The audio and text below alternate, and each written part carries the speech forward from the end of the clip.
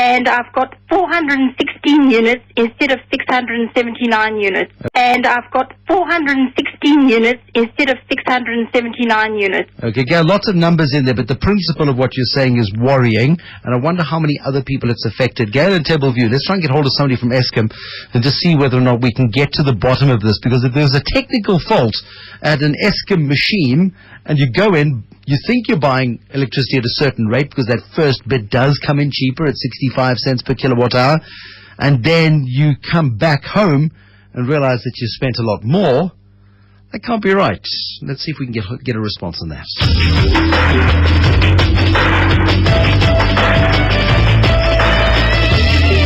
I asked earlier if anybody knows how much it costs to mint our coins, because you ask the mint, they say, oh no, you're not allowed to ask us. You must ask the Reserve Bank. You ask the Reserve Bank and they say, we're not going to tell you.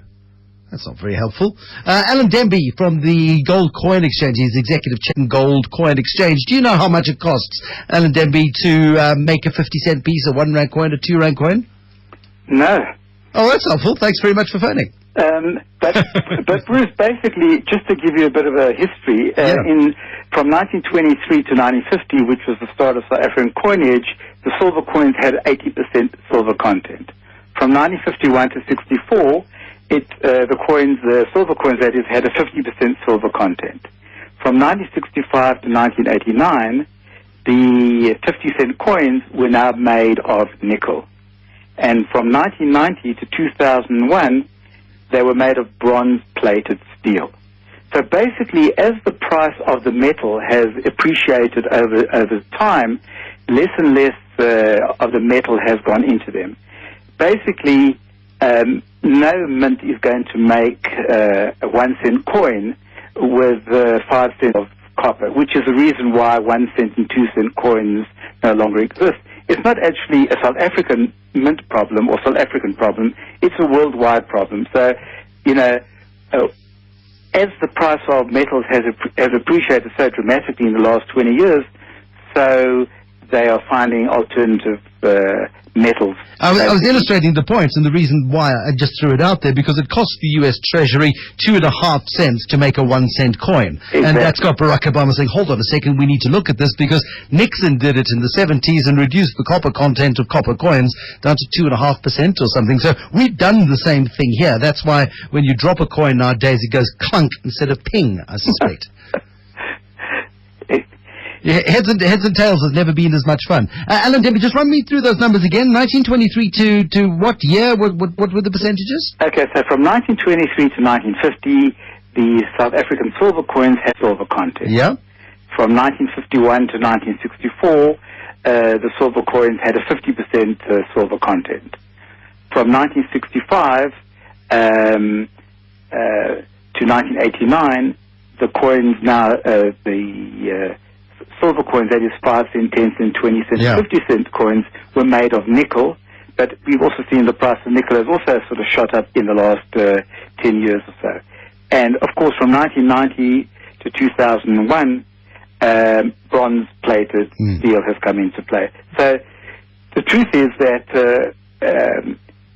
mints can't afford to, as you say about the U.S. mint and all the other mints, can't afford to lose money making these coins. You can't spend more money making money than the money is worth. Exactly. In fact, in 1994, the metal content of the 5 cent piece was actually 15 cents. The thing is, people were hoarding these coins and melting them down, which is illegal, and then the Reserve Bank said that it would be penalties and fines. So it's just one of those things that as the price of the metal increases, so the governments and the mints are looking for alternatives. But look, more and more countries are going paperless. More and more countries are accepting credit cards. So, certainly on the smaller denomination coins, you don't need them anymore because most retailers and most businesses round up their coins to a rand or 1 rand 95. So, 1 cent and 2 cents anyway aren't as as necessary as they used to be, and I suppose that's also accounted for by inflation as well. I offered a card guard a debit card the other day, but he got grumpy. But that's the reality. We're going to need cash in South Africa a lot longer. Demby from the South African Gold Coin Exchange, thanks very much for giving us a perspective. We still don't know what it costs to make a R1 coin, but you've got a good idea as to what's happened, the evolution of South African money. As metal prices go up, then so does the metal content, of course, then declines in our coins, or certainly the more valuable metal content. Hilary Joffe, never far away from her radio, wants to respond to the issue. The lady from Table View, Hilary Joffe, who told us that when you guys had a problem with your prepaid electricity in the Western Cape, I think it was across South Africa, across all prepaid electricity sellers, she has been shafted quite badly. Well, she feels hard done by. What's your response, Hilary?